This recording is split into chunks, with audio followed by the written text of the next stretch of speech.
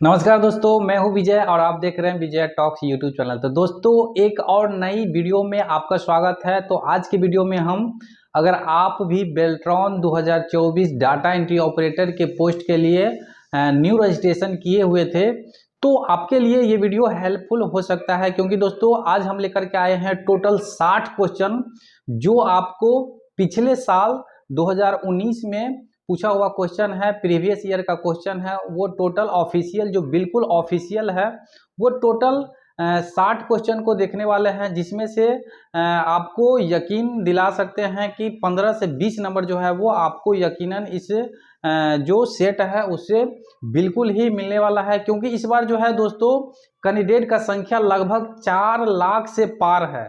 तो आपको क्वेश्चन लाएगा तो लाएगा कहाँ से, है ना। तो प्रीवियस ईयर का क्वेश्चन अगर आप कंठस्थ कर लेते हैं, माइंड में बैठा लेते हैं, तो आपको अच्छा स्कोर जो है वो 60 नंबर में से 40-50 नंबर जो है वो आराम से आ सकता है, अगर थोड़ा सा अगर आप मेहनत कर देंगे प्रीवियस ईयर के क्वेश्चन पे। तो क्योंकि दोस्तों प्रीवियस ईयर का क्वेश्चन जो होता है वो रामबाण साबित होता है। अगर आप कोई भी एग्जाम का अगर तैयारी कर रहे होंगे, चाहे आप वो मैट्रिक का एग्जाम दिए होंगे, इंटर का एग्जाम दिए होंगे, उसमें आपको पता चल गया होगा कि जो पिछले साल क्वेश्चन पूछता है सेम बार बार जो है वो वही क्वेश्चन जो है वो दोस्तों रिपीट करके बार बार जो है वो सेटर जो होते हैं वो एग्जाम में सेट करके और दिया जाता है, ताकि बच्चा जो है वो अधिक से अधिक पास हो सके। तो सेम कंडीशन जो है वो दोस्तों इस एग्जाम में भी होने वाला है, क्योंकि इस बार जो है वो कैंडिडेट की संख्या जो है वो लगभग 4 लाख से पार है। तो क्वेश्चन लाएगा कहाँ से। तो हो सके कि जो क्वेश्चन है रूबरू जो है वो आपको 60 का 60 क्वेश्चन जो है वो ये सेट जो है वो किसी एग्जाम के जो है वो शिफ्ट में आपको टकरा जाए। तो आप इस वीडियो में लास्ट तक बने रहें। टोटल जो है वो 60 क्वेश्चन देखने वाले हैं, वो भी हिंदी, यानी हिंदी माध्यम से जो क्वेश्चन है उसको हम आपको समझाने वाले हैं। तो दोस्तों वो भी हम हिंदी वर्जन में जो है वो आपको बताने वाले हैं। टोटल का टोटल 60 क्वेश्चन को हम एनालाइज करने वाले हैं। मॉक टेस्ट जो है वो आप लोग दे सकते हैं कि मेरा स्कोर जो है वो कितना इस टोटल 60 में जो है वो आ रहा है। तो आप लोग कमेंट बॉक्स में जो है वो आप लिख सकते हैं कि मेरा 60 में जितना सही होगा वो आप लिख लेंगे। तो बिना देरी किए हम वीडियो को शुरू करते हैं। तो दोस्तों यहाँ पे आप देख सकते हैं ये Bihar state electronics development corporation यानी बेल्ट्रॉन का जो है वो बिल्कुल ऑफिशियल क्वेश्चन है। यहाँ पे आप देख सकते हैं एक टेस्ट सेंटर का नाम दिख जाएगा और टेस्ट डेट जो है वो 21/12/2019 का है। टेस्ट टाइम जो है वो 9 से 10 AM का है। और डाटा एंट्री ऑपरेटर के पोस्ट के लिए यानी DEO के लिए जो है वो आपको ये क्वेश्चन जो है वो है। और ये ऑब्टेन मार्क्स जो है वो 20 नंबर जो है वो ये बच्चा जो भी दिए हुआ था वो लाया है। तो इस तरह से जो है वो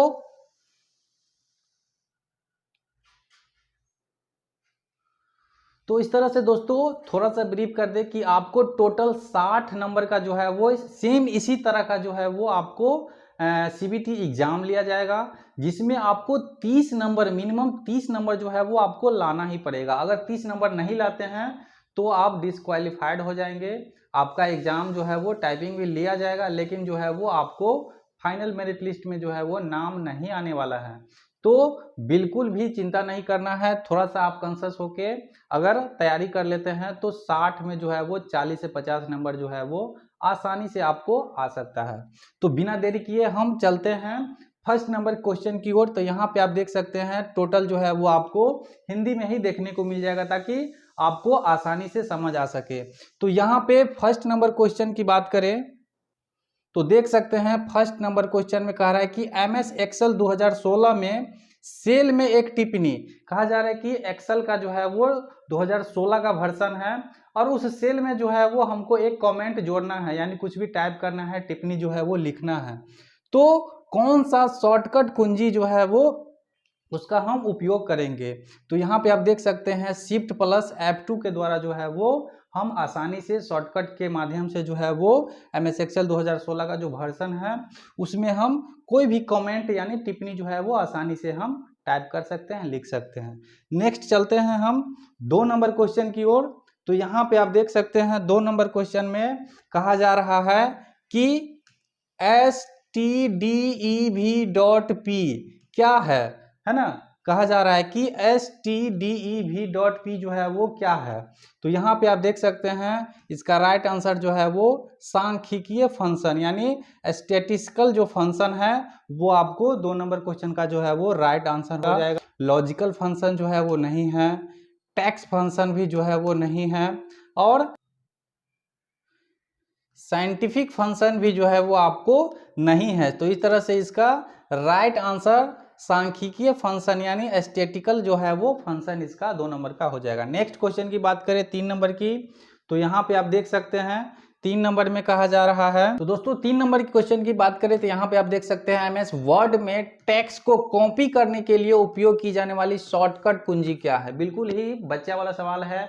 आप लोग छोटे थे उसी समय से अगर आप कंप्यूटर पढ़े होंगे तो आपको कॉपी करने के लिए, पेस्ट करने के लिए, कट करने के लिए, अनडो रीडो ये सब जो है वो आपको बच्चे से जो है वो छोटे थे उसी समय से जो है वो आपको बताया गया होगा, रटा गया होगा। तो इस तरह से पूछा गया सवाल आप देख सकते हैं कि किस लेवल का है। कहा जा रहा है कि टेक्स्ट को कॉपी करने के लिए जो है वो हम कौन सा शॉर्टकट की का उपयोग करते हैं। तो बिल्कुल ही राइट आंसर इसका आप देख सकते हैं कंट्रोल C के माध्यम से जो है वो हम कॉपी करते हैं। इसी तरह से यहाँ पे आप देख सकते हैं Ctrl+X, तो ये हमारा कट हो जाएगा। इसी तरह से Ctrl+V से जो है वो हम पेस्ट करते हैं, जो भी कॉपी रहता है उसको हम पेस्ट कर देते हैं। और Ctrl+Z से जो है वो आपको अंडो जो है वो हो जाएगा। इसी तरह से अगर Ctrl+Y है, Ctrl+Y से रीडो, तो ये सब जो है वो आपको याद होना चाहिए। नेक्स्ट हम 4 नंबर क्वेश्चन की बात करें तो 4 नंबर में आप देख सकते हैं यहाँ पे कहा जा रहा है कि MS वर्ड 2016 मेल मर्ज में मेलिंग के लिए प्राप्तकर्ता की मौजूदा सूची डैश में मौजूद होता है। कहा जा रहा है कि MS वर्ड 2016 में जो मेल मर्ज का जो है मेलिंग के लिए जो सूची होता है वो आपको कहाँ जो है वो मौजूद होता है। तो जैसे ही हम मेलिंग का जो टैब है उसको ओपन करेंगे, फिर सेलेक्ट रेसिपिएंट्स को ओपन करके और उसमें जो है वो हमको यूज कर सकते हैं। जो भी यूज एग्जाइटिंग लिस्ट जो है वो सूची जो है वो आपको देखने को मिल जाएगा। नेक्स्ट 5 नंबर की बात करें तो 5 नंबर में आप देख सकते हैं कहा जा रहा है कि MS पावर पॉइंट 2016 में record slide show dash menu के तहत उपलब्ध है। यानी जो पावर पॉइंट जो होता है PPT, तो जो पावर पॉइंट होता है MS पावर पॉइंट 2016 की यहाँ पे बात किया जा रहा है। कह रहा है कि रिकॉर्ड स्लाइड शो किस मेन्यू के तहत जो है वो उपलब्ध है। तो स्लाइड शो में ही जो है वो आपको स्लाइड का जो है शो देखने को मिल जाएगा। नेक्स्ट हम 6 नंबर की बात करें तो दोस्तों नेक्स्ट हम 6 नंबर की बात करें तो कहा जा रहा है कि MS एक्सेल में वर्कशीट का नाम कैसे बदलते हैं। कहा जा रहा है कि MS एक्सेल में जो है वो वर्कशीट का नाम बदलना है। तो सबसे पहले हम राइट क्लिक करते हैं, right click on sheet tab पे, और जैसे ही आप क्लिक कीजिएगा तो रीनेम का जो है वो ऑप्शन आपको देखने को मिल जाएगा। तो इस तरह से इसका राइट आंसर 2 नंबर हो जाएगा। नेक्स्ट हम बात करें 7 नंबर की क्वेश्चन 7 का, तो यहाँ पे आप देख सकते हैं 7 नंबर क्वेश्चन में कहा जा रहा है कि MS एक्सेल 2016 में निम्नलिखित में से कौन सा कथन सही है। तो यहाँ पे आप देख सकते हैं पहला ऑप्शन फर्स्ट में कह रहा है कि एक वर्कबुक एक वर्कशीट के समान होता है, तो ये गलत हो जाएगा। दूसरा में कह रहा है कि एक वर्कबुक एक शब्द दस्तावेज भी है। इसी तरह से एक वर्कबुक एक एकल फाइल नहीं है। तो इस तरह से ये तीनों ऑप्शन जो है वो आपको गलत हो जाएगा। इसका राइट आंसर जो है वो एक वर्कबुक एक वर्कशीट के समान नहीं है। तो ये जो है वो इसका राइट आंसर हो जाएगा। दोस्तों नेक्स्ट हम 8 नंबर क्वेश्चन की बात करें तो कहा जा रहा है कि स्लाइड सॉर्टर व्यू इसमें से क्या प्रदर्शित करता है। तो ये क्षैतिज क्रम में आपको प्रेजेंटेशन की सभी स्लाइड जो है वो थंबनेल के माध्यम से जो है वो आपको दिखाता है। यानी हॉरिजेंटल जो होता है हॉरिजेंटल क्रम में जो है वो आपको पोजीशन में जो भी आपका प्रेजेंटेशन रहेगा उसको स्लाइड के माध्यम से जो है वो आपको प्रदर्शित करने का यानी दिखलाने का काम करता है। इस तरह से इसका राइट आंसर 2 नंबर हो जाएगा। नेक्स्ट हम 9 नंबर क्वेश्चन की बात करें तो 9 नंबर में आप देख सकते हैं कह रहा है कि टेक्स्ट को पेस्ट करने के लिए उपयोग की जाने वाली शॉर्टकट कुंजी क्या है। अभी हमने तुरंत आपको बताया है कि कॉपी करने के लिए, पेस्ट करने के लिए, कट करने के लिए, अंडो रीडो, ये सब जो है वो, तो इसमें जो है वो पूछा जा रहा है कि टेक्स्ट को पेस्ट करने के लिए, तो ये पेस्ट जो है वो आप कंट्रोल V के माध्यम से जो है वो कर सकते हैं। कंट्रोल Z जो है वो हमने अभी बताया है, ये अंडो है। इसी तरह से कंट्रोल C जो है वो आपको कॉपी हो गया, और कंट्रोल X जो है वो आप कट कर सकते हैं। ये अंडो क्या होता है, तो जैसे ही आप कोई भी चीज को, जैसे हम टेक्स्ट लिखें और इसको हम डिलीट कर दिए है ना, डिलीट कर दिए, तो इसको हमको फिर से लाना है, तो कंट्रोल Z के माध्यम से जैसे ही हम क्लिक करेंगे तो ये हमारा सेम पोजीशन में जो भी सेल में रहेगा वो फिर से आ जाएगा। इस तरह से जो है वो अंडो होता है, और कंट्रोल Y के माध्यम से जो है वो रीडो होता है, यानी हट जाता है। तो इस तरह से नेक्स्ट क्वेश्चन की बात करें 10 नंबर की, तो 10 नंबर में आप देख सकते हैं, तो नेक्स्ट हम 10 नंबर क्वेश्चन की बात करें। कह रहा है MS एक्सेल में होम मेन्यू के तहत एडिटिंग ग्रुप में क्लियर ड्रॉप डाउन सूची के तहत निम्नलिखित में से कौन सा वैध विकल्प नहीं है। तो ये क्लियर डाटा जो है वो आपको नहीं है, बाकी आपको क्लियर कंटेंट्स, क्लियर फॉर्मेट्स और क्लियर कमेंट्स जो है वो आपको देखने को मिल जाएगा। बाकी ये क्लियर डाटा जो है वो नहीं मिलेगा, तो ये इसका राइट आंसर जो है वो आपको 1 नंबर हो जाएगा। नेक्स्ट अगर 11 नंबर क्वेश्चन की बात करें, तो 11 नंबर क्वेश्चन में कहा जा रहा है कि इसमें से कौन सा उपयोगकर्ताओं को चित्र और एनिमेशन जैसे चित्रमय तत्वों, ग्राफिकल एलिमेंट्स के माध्यम से किसी भी उपकरण के साथ इंटरैक्ट करने की अनुमति देता है। यानी जो है वो हमको कोई भी चित्र है या फिर एनिमेशन जो है वो हमको सेट करना है, तो आप किस प्रकार से, कौन सा जो है वो माध्यम से किसी उपकरण के साथ जो है वो इंटरेक्ट कर सकते हैं। तो यहाँ पे इसका राइट आंसर आप देख सकते हैं, ग्राफिकल यूजर इंटरफेस का जो है वो आपको ऑप्शन मिल जाएगा, वहाँ से जाके हम इसको इंसर्ट कर सकते हैं। इस तरह से इसका ग्राफिकल यूजर इंस्ट्रक्शन नहीं होगा, जनरल यूजर इंस्ट्रक्शन नहीं होगा, ग्राउंड यूजर इंस्ट्रक्शन नहीं होगा। इसका राइट आंसर फर्स्ट नंबर जो है वो आपको हो जाएगा।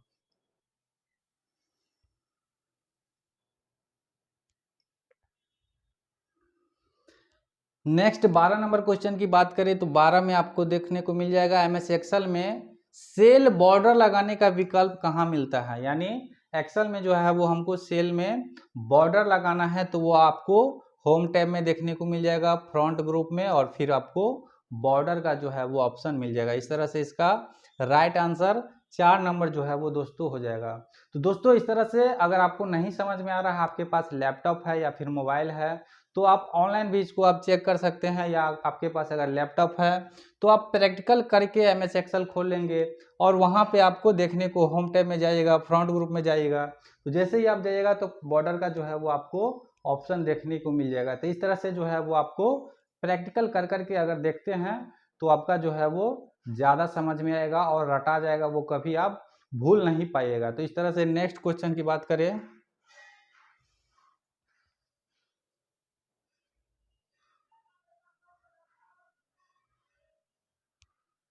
नेक्स्ट 13 नंबर क्वेश्चन में आपको देखने को मिल जाएगा कंपाइलर्स डैश रूपांतरित करता है। कहा जा रहा है कि कंपाइलर जो होता है वो क्या चीज को कन्वर्ट करता है, यानी रूपांतरित करता है। तो ये कंपाइलर जो होता है दोस्तों, आपको बता दें कि हाई लेवल लैंग्वेज जो होता है उसको मशीनी कोड में जो है वो आपको बदलने का, यानी रूपांतरित करने का जो है वो काम करता है। यानी कंपाइलर का काम क्या है, जो भी हाई लेवल लैंग्वेज होता है, हाई लेवल लैंग्वेज को मशीनी कोड में जो है वो आपको कन्वर्ट करने का काम करता है। इसी तरह से इसका राइट आंसर फर्स्ट जो है वो हो जाएगा। दूसरा में कह रहा है कि असेंबली लेवल लैंग्वेज को हाई लेवल लैंग्वेज में ये गलत हो जाएगा। 3 में कह रहा है कि हाई लेवल लैंग्वेज को असेंबली लेवल लैंग्वेज में, ये भी गलत, और मशीनी कोड को हाई लेवल लैंग्वेज में, तो ये भी गलत हो जाएगा। इस तरह से इसका सही आंसर जो है वो, कंपाइलर का काम क्या है कि हाई लेवल लैंग्वेज जो होता है उसको मशीनी कोड में जो है वो उसको कन्वर्ट करने का काम करती है। बात करें तो यहाँ पे आपको देखने को मिल जाएगा, कह रहा है कि वह व्यू जिसमें वर्ड डॉक्यूमेंट कंप्यूटर की स्क्रीन पर उस प्रकार दिखाई देता है जिस प्रकार पेज चौड़ाई, टैक्स, स्थिति और फॉर्मेट में डॉक्यूमेंट ब्राउजर में दिखाई देगा। तो वो क्या कहलाता है? तो उसको दोस्तों जो है वो वेब लेआउट व्यू है ना कहते हैं। आउटलाइन व्यू नहीं होगा, प्रिंट लेआउट भी नहीं होगा, और ड्राफ्ट व्यू भी जो है वो नहीं होगा। इस तरह से वेब लेआउट व्यू जो है वो इसका राइट आंसर हो जाएगा 14 का। नेक्स्ट हम 15 नंबर क्वेश्चन की बात करें तो 15 नंबर में कहा जा रहा है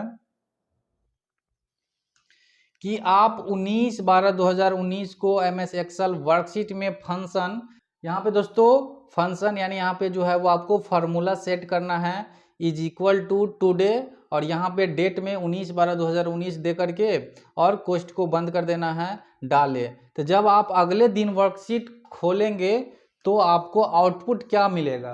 तो जब ये 19/12/2019 है तो अगला दिन का बात किया जा रहा है तो एक डेट जो है वो आपको बढ़ जाएगा। तो यहाँ पे आपको 20/12/2019 जो है वो देखने को मिल जाएगा। इस तरह से इसका राइट आंसर जो है वो 4 नंबर दोस्तों यहाँ पे 20/12/2019 जो है वो हो जाएगा। नेक्स्ट 16 नंबर क्वेश्चन की बात करें तो 16 नंबर में आप देख सकते कह रहा है कि डैश में मेल मर्ज के लिए इनवेलप एक डिफॉल्ट दस्तावेज प्रकार नहीं है। तो यहाँ पे MS वर्ड में जो है वो आपको ये डिफॉल्ट डॉक्यूमेंट का जो है वो प्रकार नहीं है मेल मर्ज के लिए। MS एक्सेल में मिल जाएगा, MS एक्सेस में मिल जाएगा, MS पावर पॉइंट में भी मिल जाएगा, लेकिन ये MS वर्ड में जो है वो आपको देखने को नहीं मिलेगा। इस तरह से इसका 16 का राइट आंसर जो है वो आपको 2 नंबर हो जाएगा। नेक्स्ट हम 17 नंबर की बात करें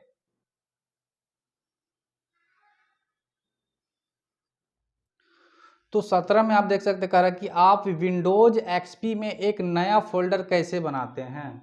यानी आपको विंडोज XP में जो है वो आपको एक नया फोल्डर आपको बनाना है। आप किस प्रकार से बनाएंगे?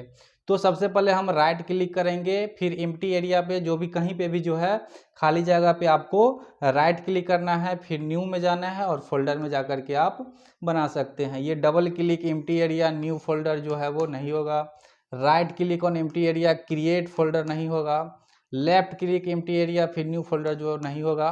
राइट क्लिक करना है कहीं पे भी जो खाली जगह है वहाँ पे, फिर न्यू में जाना है और वहाँ पे आपको फोल्डर बनाने का ऑप्शन मिल जाएगा। इस तरह से इसका 4 नंबर जो है वो सही आंसर हो जाएगा। नेक्स्ट हम 18 नंबर की बात करें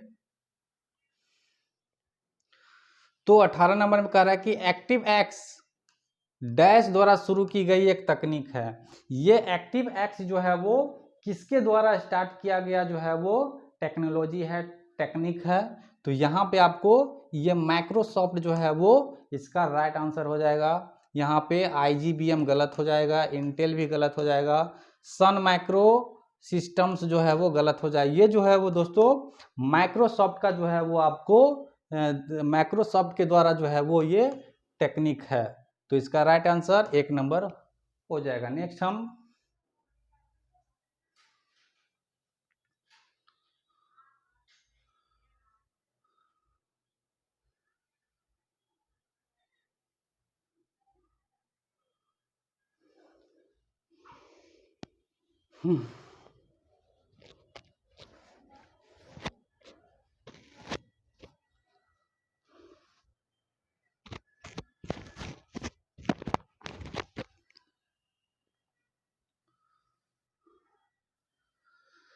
दोस्तों नेक्स्ट हम 19 नंबर क्वेश्चन की बात करें तो 19 में कह रहा है कि कंप्यूटर के भौतिक उपकरणों को क्या कहा जाता है।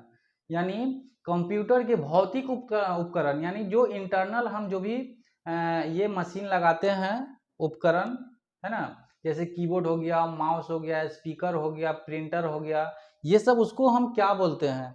तो कहा जा रहा है पैकेज बोलेंगे, गलत है। हार्डवेयर सही है, सॉफ्टवेयर भी गलत हो जाएगा और सिस्टम सॉफ्टवेयर भी गलत हो जाएगा। यानी जो भी कंप्यूटर के भौतिक उपकरण, भौतिक का मतलब हम है ना एक्सटर्नल जो भी जोड़ते हैं, कीबोर्ड जोड़ते हैं, माउस जोड़ते हैं, स्पीकर जोड़ते हैं, प्रिंटर जोड़ते हैं, तो उस सबको हम क्या बोलेंगे?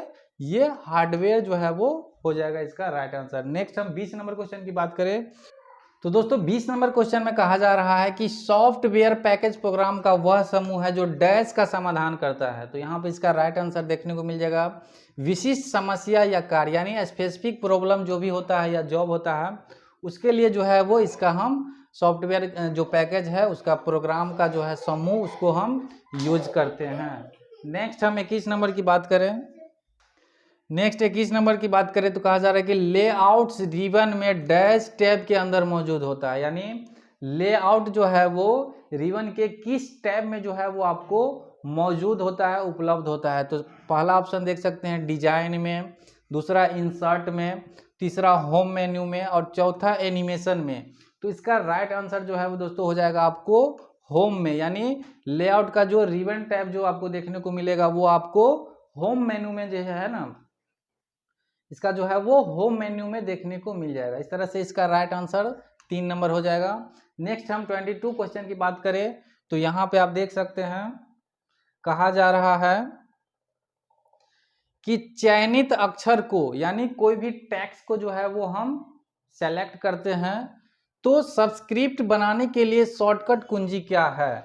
तो यहाँ पे आप देख सकते हैं कोई भी टेक्स्ट है उसको हम सेलेक्ट करते हैं, फिर उसका जो है वो हमको सबस्क्रिप्ट बनाना है तो उसका शॉर्टकट हम किस माध्यम से बना सकते हैं।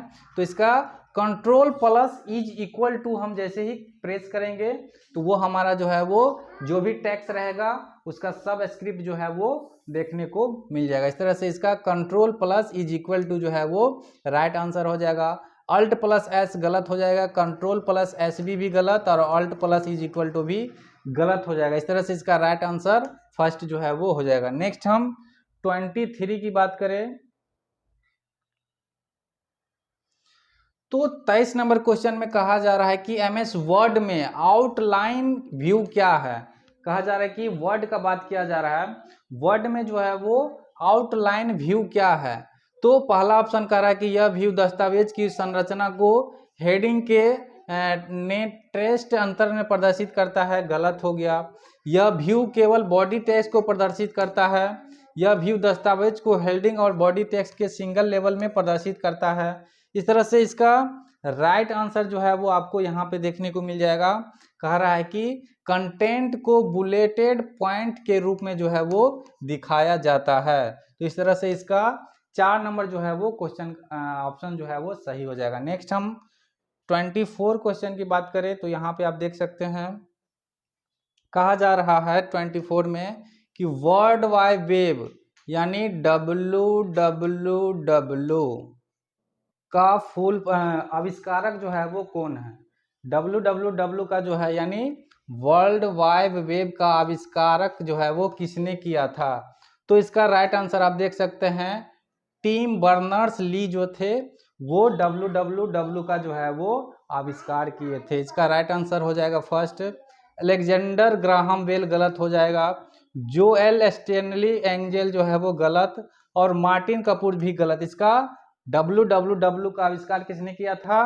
तो टिम बर्नर्स ली जो थे वो आविष्कार किए थे। नेक्स्ट हम 25 क्वेश्चन की बात करें तो दोस्तों नेक्स्ट हम 25 नंबर क्वेश्चन की बात करते हैं। टोटल जो है वो 60 क्वेश्चन देखने वाले हैं, वीडियो के लास्ट तक जो है वो आपको बने रहना है। तो 25 क्वेश्चन में आप देख सकते हैं कहा जा रहा है कि मेल मर्ज विकल्प एमएस वर्ड दस्तावेज के डैश टैब में मौजूद होता है। तो मेल मर्ज है तो आपको स्वाभाविक है कि मेलिंग का जो टैब होगा उसी में जो आपको देखने को मिल जाएगा। इंसर्ट में नहीं मिलेगा, व्यू में भी नहीं मिलेगा, होम में भी नहीं मिलेगा। यानी मेल मर्ज जो है वो आपको मेलिंग्स टैब में जो है वो आपको देखने को मिल जाएगा, एक है ना। इस तरह से इसका फर्स्ट ऑप्शन जो है वो सही हो जाएगा। नेक्स्ट 26 की बात करें तो 26 में आप देख सकते हैं कहा जा रहा है कि वॉन न्यूमैन कंप्यूटर सिस्टम में इनमें से किसका उपयोग होता है। ये वॉन न्यूमैन कंप्यूटर सिस्टम में कहा जा रहा है कि किसका उपयोग होता है। पहला ऑप्शन है कोई प्रोग्राम नहीं, यानी कोई प्रोग्राम नहीं, नो प्रोग्राम। दूसरा उपयोगकर्ता से प्राप्त प्रोग्राम आउटपुट यानी program output from the user. और तीसरा कहा रहा है कि संग्रहित प्रोग्राम सिद्धांत यानी स्टोर प्रोग्राम प्रिंसिपल। इस तरह से चौथा उपयोगकर्ता से प्राप्त प्रोग्राम इनपुट यानी program input from the user. तो इस तरह से इसका राइट आंसर जो है वो स्टोर प्रोग्राम प्रिंसिपल जो है वो 3 नंबर हो जाएगा। नेक्स्ट हम 27 की बात करें तो 27 में आप देख सकते हैं कहा जा रहा है कि MS पावर पॉइंट 2026 में निम्नलिखित में से कौन पेस्ट ड्रॉप डाउन सूची के तहत एक वैध विकल्प नहीं है। तो इस तरह से इसका दोस्तों इस तरह से इसका फर्स्ट ऑप्शन आप देख सकते हैं पिक्चर 2 में कह रहा है कि कीप सोर्स फॉर्मेटिंग और 3 में यूज न्यू फॉर्मेटिंग। तो इस तरह से इसका right answer use new formatting और चौथा में यूज डेस्टिनेशन थीम। तो ये भी गलत हो जाएगा। इसका राइट आंसर जो है वो यूज न्यू फॉर्मेटिंग जो है वो आपको हो जाएगा। MS पावर पॉइंट 2016 में कहा जा रहा है कि पेज ड्रॉप डाउन की सूची के तहत जो है वो एक वैध यानी जो वैलिड विकल्प है वो यूज न्यू फॉर्मेटिंग हो जाएगा। नेक्स्ट हम 28 की बात करें तो 28 में कहा जा रहा है निम्नलिखित में से किसमें कंप्यूटरों के बीच नेटवर्किंग की सुविधा मौजूद नहीं है। तो दोस्तों यहाँ पे जो है वो 28 नंबर क्वेश्चन में कह रहा है कि इसमें से कौन सा ऐसा वर्जन था विंडोज का जिसमें इंटरनेट का जो है वो उपयोग नहीं कर पा रहे थे। तो विंडोज 3.1 जो है वो बहुत पहले का वर्जन था जिसमें जो है वो आपको कंप्यूटर में इंटरनेट भी जो है वो आप नहीं चला पा सकते थे, उस समय का बात है। तो ये 3.1 जो वर्जन था ये इसका सही आंसर हो जाएगा। इसके बाद दूसरा में कह रहा है कि विंडोज 10, तो विंडोज 10 में जो है वो हम नेटवर्क आराम से हम लोग जो है वो अभी लेटेस्ट वर्जन विंडोज 10 है तो इसमें नेटवर्क जो है वो ऑनलाइन जो भी वीडियो गेम शॉपिंग वगैरह जो भी जो है वो आप इंटरनेट के माध्यम से कर सकते हैं। विंडोज XP में भी आप कर सकते हैं इंटरनेट का यूज। विंडोज 8 में भी जो है वो आप देखे होंगे कि हम इंटरनेट का उपयोग कर सकते हैं। तो इसका राइट आंसर जो है वो विंडोज 3.1 में जो है वो हम इंटरनेट का उपयोग नहीं कर सकते थे। तो इसका फर्स्ट जो है वो सही आंसर हो जाएगा। नेक्स्ट हम 29 नंबर क्वेश्चन की बात करें तो 29 नंबर में कह रहा है कि निम्नलिखित में से कौन सूचना अस्थायी रूप से स्टोर कर सकता है। इसमें से कह रहा है कि कौन सा ऐसा इंफॉर्मेशन है जो अस्थायी यानी परमानेंट रूप से जो है वो स्टोर कर सकता है डाटा को। तो इसका राइट आंसर जो है वो SRAM जो है वो हो जाएगा। यानी SRAM में भी जो भी हम डाटा को संग्रहित करते हैं तो वो परमानेंट जो है वो स्टोर हो जाता है, सेव हो जाता है। इस तरह से DRAM में नहीं होगा सेव। रोम में भी जो है वो कोई भी डाटा जब हम लैपटॉप में या कंप्यूटर पर्सनल कंप्यूटर में डालते हैं तो जब तक वो ऑन रहेगा तब तक ही रहता है रोम में, DRAM में या फिर कैचे मेमोरी में। लेकिन ये SRAM में जो है वो दोस्तों वो हमेशा के लिए आप परमानेंट जो है वो यानी कोई भी सूचना को इंफॉर्मेशन को अस्थाई यानी परमानेंट रूप से जो है उसको हम डाटा को संग्रहित कर सकते हैं यानी स्टोर कर सकते हैं। इस तरह से इसका राइट आंसर SROM जो है वो हो जाएगा। नेक्स्ट हम 30 नंबर क्वेश्चन की बात करें तो 30 नंबर में आप देख सकते हैं 30 में कह रहा है कि MS वर्ड में इंडेंट के पैराग्राफ को बढ़ाने के लिए शॉर्टकट कुंजी कौन सी है। यानी कोई भी MS वर्ड में जो है वो इंटेंट को पैराग्राफ को हमको बढ़ाना है या कम करना है तो आप कौन से शॉर्टकट की के माध्यम से जो है वो बढ़ा सकते हैं या फिर घटा सकते हैं। तो यहाँ पे Ctrl+M जो है वो हमारा शॉर्टकट की जो है वो इसके माध्यम से हम पैराग्राफ को आसानी से बढ़ा सकते हैं या घटा सकते हैं। तो यहाँ पे बढ़ाने की बात है तो MS Ctrl+M जो है वो इसका हो जाएगा। Shift+Alt+V नहीं होगा, Alt+C भी नहीं होगा, Ctrl+C भी जो है वो नहीं होगा। इसका राइट आंसर आप देख सकते हैं Ctrl+M जो है वो फर्स्ट ऑप्शन हो जाएगा। नेक्स्ट हम 31 क्वेश्चन की बात करें 31 नंबर की तो 31 नंबर में कहा जा रहा है कि निम्नलिखित में से कौन सा पेज मार्जिन का एक प्रकार है। यानी पेज मार्जिन का जो है वो प्रकार कौन सा है तो ये टॉप हो जाएगा। पेज मार्जिन का मध्य जो है वो सेंटर नहीं होगा, विकर्ण डायगोनल भी नहीं होगा, कोने यानी कॉर्नर भी नहीं होगा। यानी पेज मार्जिन का जो है वो हमेशा टॉप होता है यानी जो ऊपर का शीर्ष भाग होता है वो हमारा ये इसका राइट आंसर फर्स्ट हो जाएगा। नेक्स्ट हम 32 की बात करें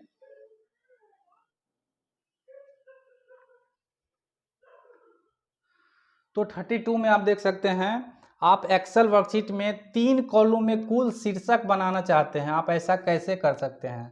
कहा जा रहा है कि एक्सेल में आपको वर्कशीट में 3 कॉलम जो है वो कुल शीर्षक बनाना है ना, चाह रहे हैं, तो आप किस प्रकार से कर सकते हैं? तो पहले जो है वो 3 क्रमागत सेल लेंगे, है ना, सेल को सेलेक्ट करेंगे, फिर जो है वो मर्ज सेल का विकल्प चूज करेंगे, और जो भी 3 सेल रहेगा, जैसे 1 हो गया, फिर इसी तरह से 2 और 3, तो कह रहा है कि आप इसको एक साथ जो है वो तीनों को किस प्रकार से एक बनाना चाह रहे हैं। तो इसको हम सेलेक्ट करके और मेल मर्ज कर देंगे, तो ये जो है वो हमारा, है ना, तीनों एक हो जाएगा। इस तरह से कहा जा रहा है। इसका राइट आंसर फर्स्ट हो जाएगा। नेक्स्ट हम 33 की बात करें,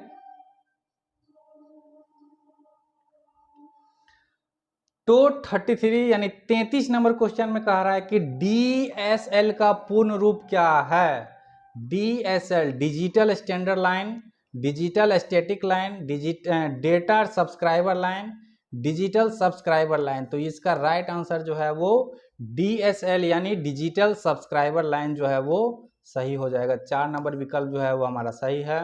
ये digital standard line, digital static line, data subscriber line जो है वो नहीं होगा। इसका right answer digital subscriber line यानी DSL जो है वो पूरा नाम हो जाएगा। नेक्स्ट हम 34 नंबर की बात करें, तो दोस्तों नेक्स्ट 34 नंबर की बात करें तो MS वर्ड में टेक्स्ट स्टाइलिंग फीचर को क्या कहा जाता है? तो यहाँ वर्ड आर्ट जो है वो टेक्स्ट स्टाइलिंग फीचर को हम वर्ड आर्ट कहते हैं। वर्ड साइज नहीं कहेंगे, वर्ड फ्रंट भी नहीं, वर्ड कलर भी नहीं, इसका वर्ड आर्ट हो जाएगा। नेक्स्ट हम 35 नंबर की बात करें,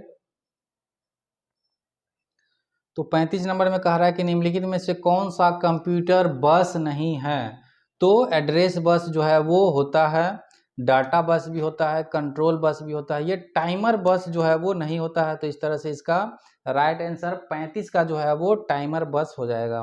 नेक्स्ट हम 36 नंबर की बात करें, तो 36 में कहा जा रहा है कि निम्नलिखित में से कौन सी पूर्णतः ऑब्जेक्ट ओरिएंटेड कंप्यूटर लैंग्वेज है? तो C++ जो है वो आपको देख सकते हैं, ये जो है वो पूर्णतः यानी पूरा तरह से जो है वो ऑब्जेक्ट ओरिएंटेड कंप्यूटर लैंग्वेज जो है वो है। इस तरह से MS ऑफिस, CSS ये सब जो है वो कंप्यूटर का लैंग्वेज नहीं है।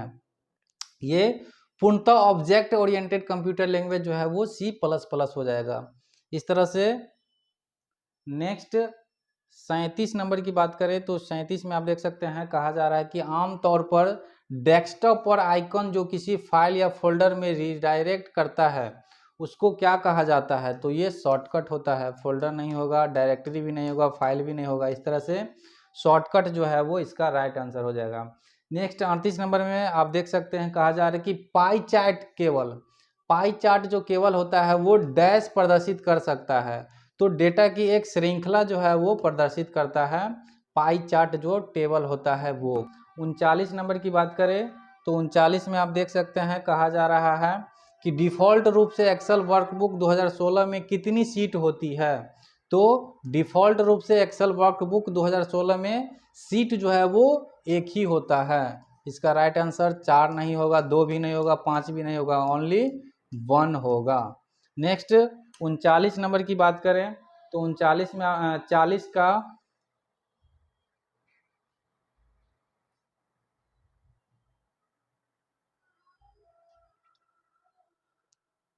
नेक्स्ट 40 नंबर में आप देख सकते हैं, MS एक्सेल 2016 में जब आप एक विंडो को स्लिप्ट करते हैं तो विंडो कितने पेन के स्लिप्ट होती है? तो यहाँ पे इसका 4 जो है वो सही आंसर हो जाएगा। 2 या 4 नहीं होगा, 2 भी नहीं होगा, 3 भी नहीं होगा। इस तरह से नेक्स्ट 41 की बात करें, तो 41 में आप देख सकते हैं, 41 में कहा जा रहा है कि डायल अप विधि का उपयोग डैश आपस में जोड़ने के लिए किया जाता है। तो इनपुट एवं आउटपुट डिवाइस को जो है वो जोड़ने के लिए यानी ऐड करने के लिए जो है वो हम डायल अप का उपयोग करते हैं। नेक्स्ट लॉजिक सर्किट नहीं होगा, 2 रिमोट कंट्रोलर भी नहीं होगा, कंप्यूटर एंड प्रिंटर भी नहीं होगा। इस तरह से इसका फर्स्ट नंबर जो है वो सही आंसर हो जाएगा। नेक्स्ट 42 की बात करें, तो 42 में कहा जा रहा है कि कॉलम बी और कॉलम सी के बीच 3 कॉलम प्रविष्ट करने के लिए आप डैश को सेलेक्ट करेंगे। तो कॉलम सी को जो है वो सिलेक्ट करेंगे, सिंपल सी बात है। नेक्स्ट जो है वो 43 की बात करें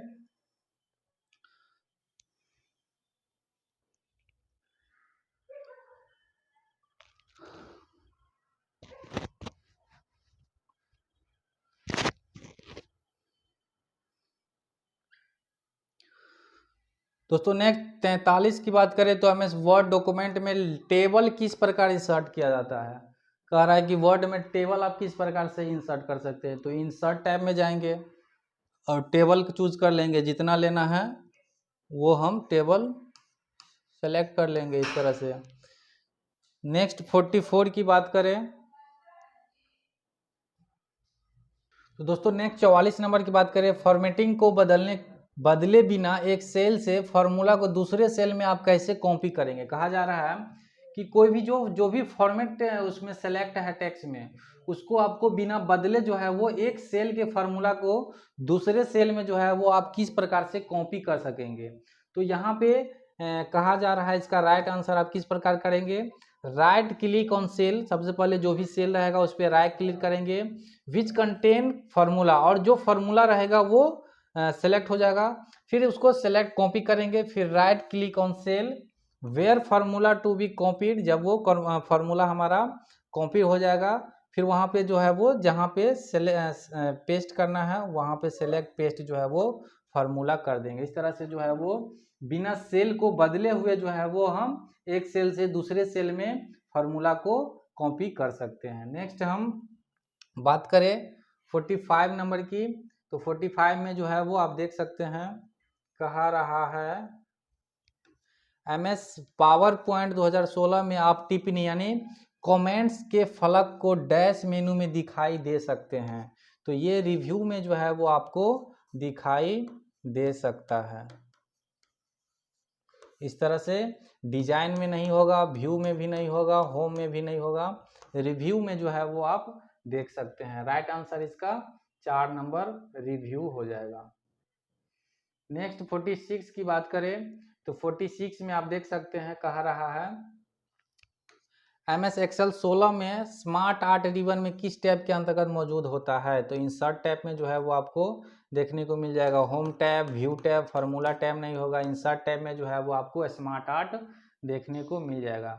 नेक्स्ट 47 की बात करें तो 47 में कहा रहा है कि आप सेल की एक श्रृंखला को जोड़ना है, फिर इसे सेल प्रविष्टि की संख्या में विभाजित करना चाहते हैं। इस प्रकार उस श्रृंखला के सभी मानों का औसत मान प्राप्त होता है। इसके लिए किस फंक्शन का उपयोग जो है वो आप किया जाना चाहिए।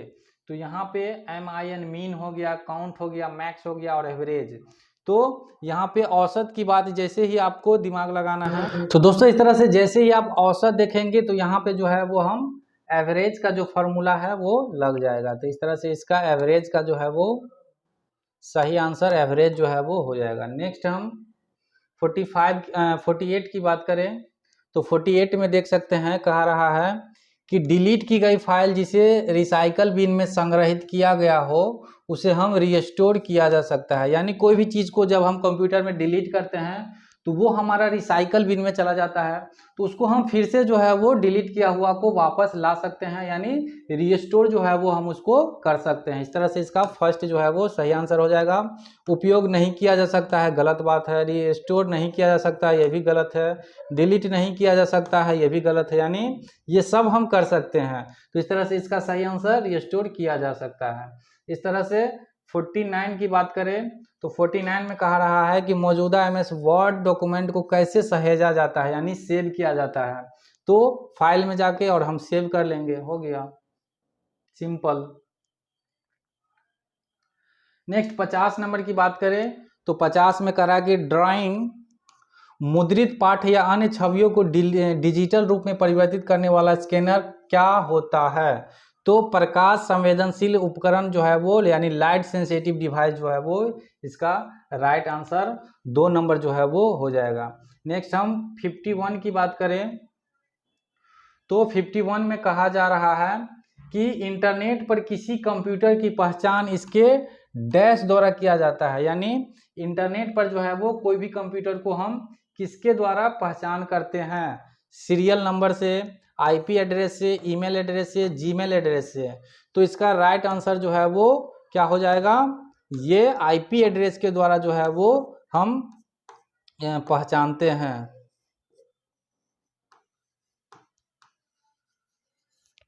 तो इस तरह से ईमेल एड्रेस, जीमेल एड्रेस और सीरियल नंबर नहीं होगा, इसका right answer 2 number IP address जो है वो हो जाएगा। नेक्स्ट 52 नंबर की बात करें तो एक्सेल की कौन सी सुविधा स्वचालित रूप से किसी अन्य सेल या रेंज के डेटा को सेल भरी या डेटा श्रृंखला को पूरा करता है। तो ऑटो फिल जैसे ही हम सेलेक्ट करेंगे तो वो ऑटोमेटिक जो भी सेल रहेगा डाटा उसमें ऑटोमेटिक जो है वो फिल हो जाएगा। इस तरह से इसका डाटा फिल, रेंज फिल और कंप्लीट फिल नहीं होकर के ऑटो फिल जो है वो इसका 3 नंबर सही आंसर हो जाएगा। नेक्स्ट हम 53 नंबर की बात करें तो 53 नंबर में कह रहा है किसी वर्कशीट में सेलेक्ट की गई सेल को अधिकतम डैश तक जूम किया जा सकता है।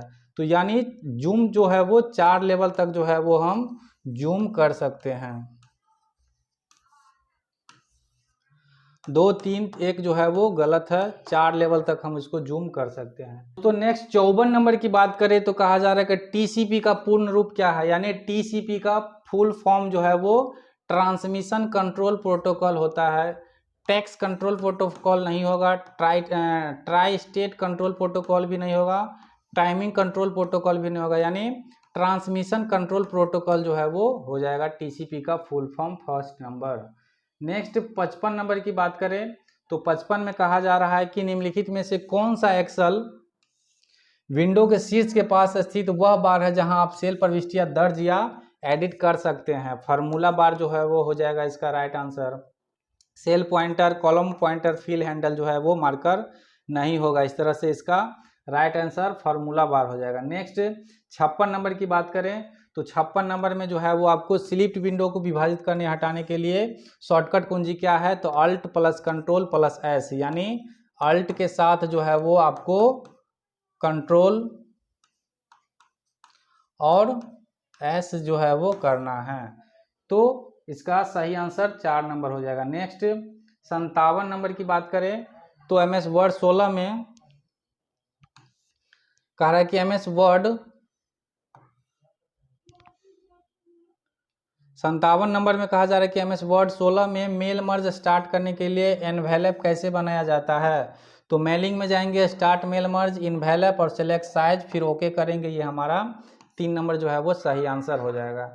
नेक्स्ट हम 58 नंबर की बात करें तो यहाँ पे फार्मूला दिया गया है सूत्र टाइम का 2,23,34 और फिर इसको हम बंद करके इन्वर्टेड कॉमा का उपयोग करेंगे तो आउटपुट क्या होगा इस तरह से आप करके देख सकते हैं एक्सेल में। तो यहाँ पे 3.0.0993055555 करके जो है वो आपको सही आंसर देखने को मिल जाएगा। इस तरह से इसका 3 नंबर जो है वो सही आंसर हो जाएगा। नेक्स्ट तो दोस्तों इस तरह से 59 नंबर में कह रहा है कि निम्नलिखित में से कौन सा एक पंक्ति यानी रो और स्तंभ कॉलम का प्रतिच्छेदन नहीं होता है। तो टैब, बार चार्ट, सेल और रेंज। तो इस तरह से इसका सही आंसर सेल जो है वो हो जाएगा। नेक्स्ट यानी लास्ट क्वेश्चन 60 नंबर आप देख सकते हैं, कहा जा रहा है कि एमएस एक्सेल 16 में ऑटो सेफ रिबन में किस टैब के अंतर्गत मौजूदा होता है। यानी एमएस एक्सेल 16 में ऑटो सेफ जो है वो रिबन के किस टैब में किस टैब के अंतर्गत जो है वो मौजूद होता है। तो इंसर्ट टैब में जो है वो इसका राइट आंसर जो है वो हो जाएगा 4 नंबर। फार्मूला टैब नहीं होगा, होम टैब भी नहीं होगा, व्यू टैब भी नहीं होगा। तो इस तरह से तो दोस्तों इस तरह से आपने टोटल 60 नंबर का जो क्वेश्चन था 60 क्वेश्चन देखे हैं, जिसमें एक एक क्वेश्चन को हमने आपको बारीकी से बताया है। तो दोस्तों इस तरह से हमने आपको टोटल 60 क्वेश्चन का जो है वो एनालाइज करके बताया। टोटल 60 क्वेश्चन में आपको मिनिमम 30 नंबर जो है वो कम से कम आना ही चाहिए, तब जाके जो है वो आप क्वालिफाई कर सकेंगे। तो अगर आपको ये पीडीएफ चाहिए, इसके अलावा बहुत सारा जो है वो प्रीवियस ईयर का क्वेश्चन है, अगर आपको चाहिए, अगर अच्छा से अच्छा मार्क लाना चाह रहे हैं तो आपको पढ़ना ही पड़ेगा। और चाहिए अगर ये पीडीएफ इसके अलावा जो है वो कंबाइन करके लगभग 30 से 40 सेट जो है वो मेरे पास उपलब्ध है। तो अगर आपको प्रीवियस ईयर का क्वेश्चन चाहिए तो नीचे आपको टेलीग्राम का लिंक मिल जाएगा, वहाँ से आप ज्वाइन करके फिर रिक्वेस्ट करेंगे कि हमको प्रीवियस ईयर का क्वेश्चन चाहिए, तो आपको जो है वो पर्सनली हो या फिर उस ग्रुप में ही जो है वो फिर से आपको शेयर कर दिया जाएगा। तो दोस्तों अगर आपको ये वीडियो अच्छा लगा हो तो लाइक कर दीजिए ताकि मैं मोटिवेट हो सकूं और अपने दोस्तों के साथ भी शेयर कीजिए ताकि उन लोगों को भी जो है वो फायदा हो सके आगामी जो new registration DO data entry operator के बेल्ट्रॉन का एग्जाम होने वाला है उसके लिए। तो फिर मिलते हैं इसी तरह के और एक नई जानकारी के साथ नए वीडियो में। तब तक के लिए मेरे साथ जुड़े रहते हैं इस तरह के और एक नई जानकारी के साथ नए वीडियो में। थैंक यू, धन्यवाद, टेक केयर, बाय बाय।